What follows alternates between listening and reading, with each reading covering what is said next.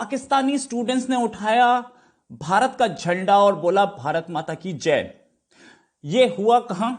ये हुआ यूक्रेन में, जहां पर पाकिस्तानी एम्बेसी ने अपने स्टूडेंट्स को कोई सपोर्ट नहीं दी, कोई हेल्प नहीं दी और उनको अपने पे छोड़ दिया। जो यूक्रेन के प्रेसिडेंट हैं, उन्होंने मोदी जी जो प्राइम मिनिस्टर ऑफ इंडिया है, उनसे मदद की अपील की है।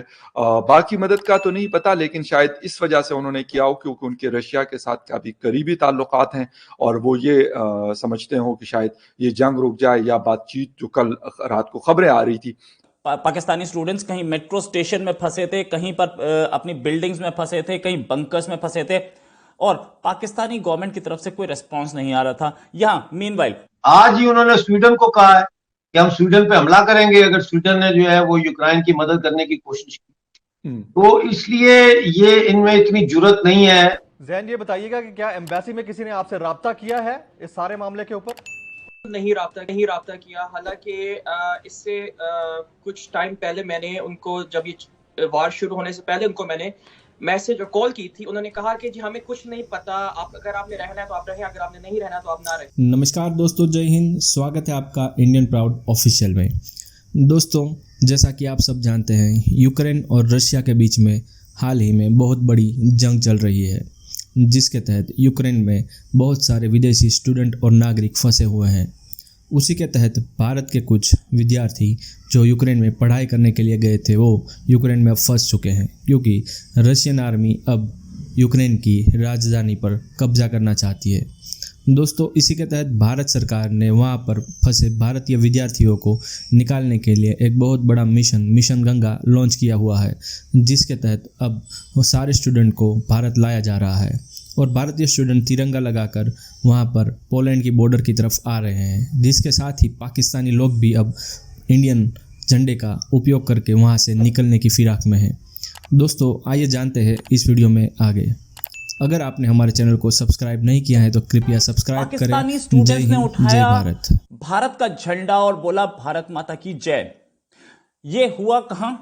ये हुआ यूक्रेन में, जहां पर पाकिस्तानी एम्बेसी ने अपने स्टूडेंट्स को कोई सपोर्ट नहीं दी, कोई हेल्प नहीं दी और उनको अपने पे छोड़ दिया। पाकिस्तानी स्टूडेंट्स कहीं मेट्रो स्टेशन में फंसे थे, कहीं पर अपनी बिल्डिंग्स में फंसे थे, कहीं बंकर्स में फंसे थे और पाकिस्तानी गवर्नमेंट की तरफ से कोई रिस्पांस नहीं आ रहा था। यहां मीनवाइल इंडियन प्राइम मिनिस्टर ने बात कर ली व्लादिमीर पुतिन से और गवर्नमेंट ऑफ इंडिया को एश्योरेंस मिल गया कि इंडिया का झंडा लगा के कोई भी अगर गाड़ी जाएगी जिसमें इंडियंस होंगे तो उसको कुछ नहीं बोला जाएगा, उसको सेफ पैसेज दिया जाएगा। पाकिस्तान की तरफ से भी गवर्नमेंट की तरफ से एक स्टेटमेंट आया कि एक छोटा सा शहर है टर्नोपिल, जो कि पोलैंड के बॉर्डर पे है, वहां पे पाकिस्तानी एम्बेसी शिफ्ट हो गई और शिफ्ट होने के बाद पाकिस्तानी स्टूडेंट्स को बोला गया अपने आप पहुंच जाइए टर्नोपिल, उसके बाद हम बॉर्डर क्रॉस करा देंगे आपको पोलैंड में। अब जहां पाकिस्तानी स्टूडेंट्स थे वहां से टर्नोपिल तक जाने के लिए प्रॉब्लम थी। वहां तक हालांकि इंडियन गवर्नमेंट ने बसेस दी थी अपनी, जहां पे स्टूडेंट्स थे उस लोकेशन से और बॉर्डर क्रॉस करने तक इंडियन गवर्नमेंट ने बसेस दी थी। पाकिस्तानी गवर्नमेंट ने ऐसा कुछ नहीं दिया, तो स्टूडेंट्स के पास कोई चारा नहीं बच गया। कुछ स्टूडेंट्स ने कुछ ट्रांसपोर्ट हायर किया, 4-5 स्टूडेंट्स, 10 स्टूडेंट्स, 15 स्टूडेंट्स ने मिलकर ट्रांसपोर्ट हायर किया, इंडिया का झंडा लगाया ताकि उन सबको ये लगे कि इंडियंस हैं और वो लोग सबके सब मूव कर गए टर्नोपिल की ओर और टर्नोपिल पहुंच करके उन लोगों को पाकिस्तानी एम्बेसी मिली। मेरा नाम गुलरेज हमायूं है और मैं पाकिस्तान से हूं और मैं खारकी नेशनल मेडिकल यूनिवर्सिटी का 3rd ईयर का स्टूडेंट हूं। और इस वक्त जब आप लोग जानते हैं कि यूक्रेन और रशिया की जंग जोरों शोर पे है और हम लोग सुबह से इधर मेट्रो स्टेशन का सबवे है, हम उधर से बैठे हैं।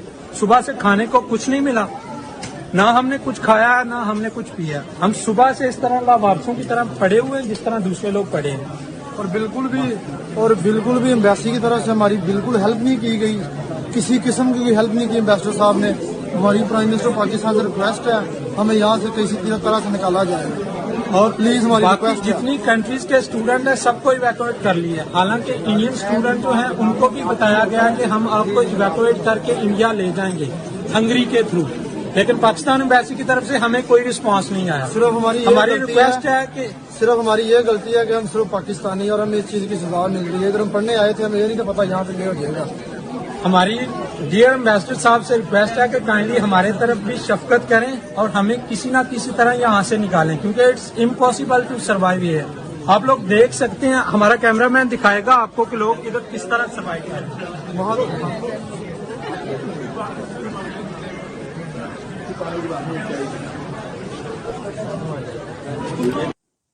और पाकिस्तानी स्टूडेंट्स को कोई हेल्प नहीं मिल रही थी। पाकिस्तानी की गवर्नमेंट झूठ पे झूठ बोले जा रही थी कि हमने सबको इवैक्यूएट कर लिया है। ऐसा कुछ नहीं था। ये सुनिए। अस्सलाम वालेकुम, मेरा नाम मुनाम है और मैं एक पाकिस्तानी हूँ। मैं यहाँ यूक्रेन में 2 महीने पहले आया था KNMU में, हम सारे डॉक्टर बन रहे हैं। और यहाँ अभी हमने एक न्यूज़ देखी है, जियो न्यूज़ पे पाकिस्तान का जो एम्बेसडर यहाँ बैठा हुआ है यूक्रेन में, वो सबको ये कह रहा है कि यहाँ 2500 पाकिस्तानी था, जिसमें से 2000 उन्होंने वापस भेज दिया और 500 यहाँ यूक्रेन में सिर्फ रह गया। और मैं सबको बताना चाहता हूँ कि यूक्रेन में सिर्फ खार्किव में मोर देन 500 स्टूडेंट है जो हमारी यूनिवर्सिटी में पढ़ रहा था, और जिनमें मोस्टली जो है ना वो ये न्यू कमर्स हैं। और यहाँ आप देख सकते हैं कि पूरा यूक्रेन में जितने भी यहाँ इस टाइम ओलेक्सीस्का स्टेशन में बैठे हुए हैं, ये सारे पाकिस्तानी हमारे बिल्कुल साथ हैं। कोई हमारी एम्बेसी ने हमें मदद नहीं की। पहले हमें कहते थे कि आपको क्या नाम देते हैं, हम बसें देंगे, आपको जहाज देंगे, जब जंग शुरू हो जाएगी तब PIA त्यारा आएगा आपको लेके इवैक्यूएट करेगा। अभी तक हमें ना किसी की तरफ से कोई मैसेज आया, ना किसी ने हमें कुछ कहा है। बस ये अपने नंबर बढ़ा रहे हैं जियो न्यूज वगैरह पे चैनल पे करके कि हमने ये कर दिया। मेरी सब पाकिस्तानी से गुजारिश है कि इन पाकिस्तानी एम्बेसडर पे जरा यकीन ना किया जाए। ये बिल्कुल गरीब है। इन्होंने हमें ये भी, हम पहले सबने अपनी टिकट्स बुक कर ली थी कि हम कीव जाते हैं, वहां से हम इवैक्यूएट करेंगे। इन्होंने हमें कहा है कि अपनी टिकट ही आप लोग कैंसिल करते हैं। हमारे वो पैसे आया हुआ है। इन्होंने हमें साफ साफ कहा कि आपको क्या नाम देते हैं, हम बिल्कुल आपकी जिम्मेदारी नहीं उठा रहे। ना हमारे पाकिस्तान एम्बेसी इतनी अमीर है कि आपकी जिम्मेदारी उठाए।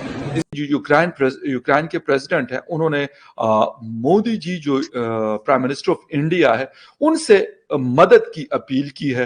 बाकी मदद का तो नहीं पता, लेकिन शायद इस वजह से उन्होंने किया हो क्योंकि उनके रशिया के साथ काफी करीबी ताल्लुकात हैं और वो ये समझते हो कि शायद ये जंग रुक जाए या बातचीत, जो कल रात को खबरें आ रही थी कि बातचीत के दरवाजे हमारे खुले और हम किसी न्यूट्रल जगह पे बात करना चाहते हैं। बात यह है कि यूरोप या नेटो कंट्रीज क्या कर सकती हैं?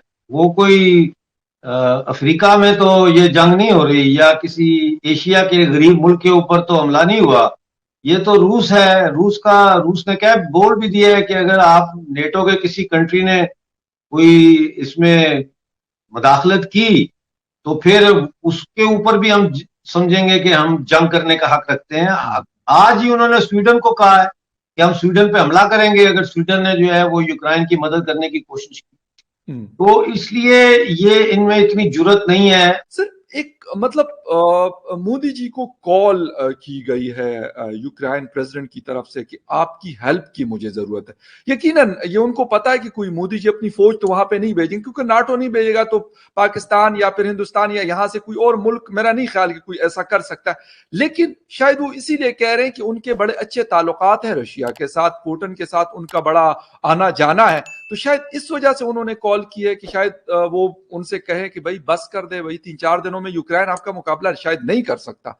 क्या वजह आपको नजर आ रही, या एज ए वर्ल्ड लीडर के तौर पे वो ले रहे मोदी जी को, इसलिए उन्होंने उनको कॉल की? देखें, यूक्रेन के प्रेसिडेंट ने तो पूरी दुनिया से के सदूर से और प्राइम मिनिस्टर्स जो हैं और हेड ऑफ स्टेट्स, उनसे अपील की है। तो उसमें कोई ये नहीं है कि मोदी जी को एक्सक्लूसिवली उन्होंने कोई अपील की है, वो तो पूरी दुनिया को उन्होंने अपील की है।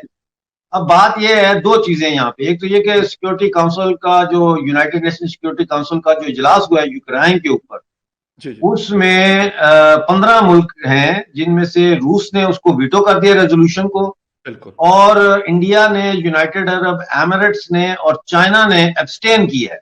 ठीक है ना जी? बात यह है कि इंडिया क्या कर सकता है, सिवाय इसके कि इंडिया जो है वो यही अपील कर सकता है तमाम स्टेक होल्डर्स को कि भाई होल्ड योर हॉर्सेस, आराम, काम डाउन हो जाए, गुस्सा ना करें, बैठ जाए नीचे और जंग खत्म करके आपस में बैठ के सलाह मशवरे से ये चीजें तय की जाए। देखिए ना, आपको एक मिसाल देता हूं कि आपके मोहल्ले में लड़ाई हो जाती,